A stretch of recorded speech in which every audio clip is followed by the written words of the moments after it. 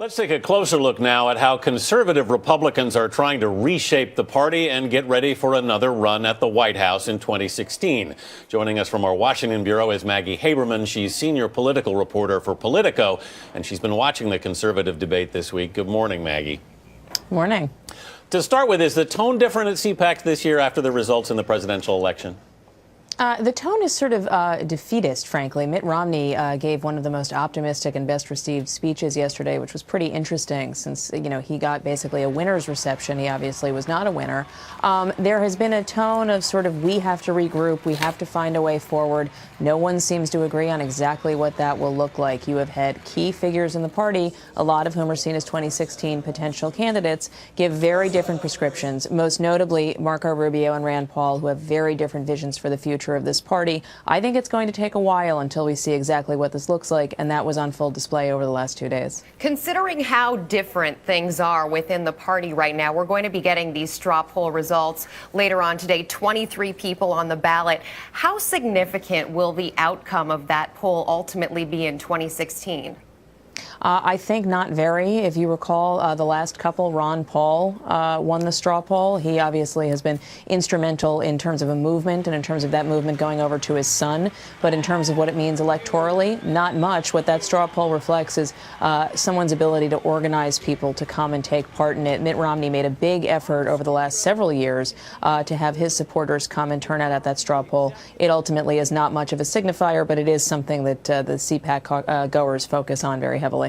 Maggie, you mentioned Mitt Romney's speech. It was his first major speech since his loss. How was he received? I'm curious. He was received really like a conquering hero, which obviously is not what happened in November. He was received incredibly effusively, incredibly warmly. You contrast it actually with someone like Jeb Bush, whose speech was received last night as at the dinner at CPAC, was received nicely and politely, but not overwhelmingly. Mitt Romney got a real hero's welcome, and he was treated very respectfully and listened to. Where do you see the momentum here, Maggie, at this point? Is it with the older contenders, or is it with the new wave, the new generation? And also, how much is it going to be, in your opinion, a social issue going forward or an economic one? I think it's going to be an economic one for quite some time. One of the most interesting things over the last 2 days, especially yesterday, as outside CPAC, far away from CPAC, the discussion within the Republican Party was about Rob Portman and his conversion on gay marriage because of his son. That was really not happening from the major speakers at CPAC. You did have a panel on abortion. You did have a panel on a couple of other social issues, but it is not with the same fervor that you have seen in past years at this conference. It was very notable. You had speaker over and over again on panels.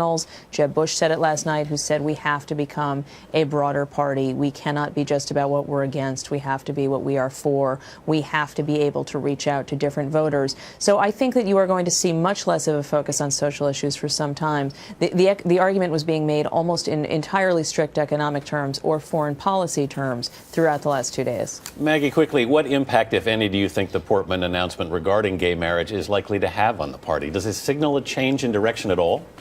Oh, I think so. I mean, I think that it may take a while until there is sort of a broader rush on that front. I think it's unlikely that it would have come had you not seen Ken Mehlman, the former RNC chief, organize an amicus brief in one of the Supreme Court cases on gay marriage. But I think that, this is not to be understated. Regardless of what people think about what Portman did, there's disagreements and agreements on both sides.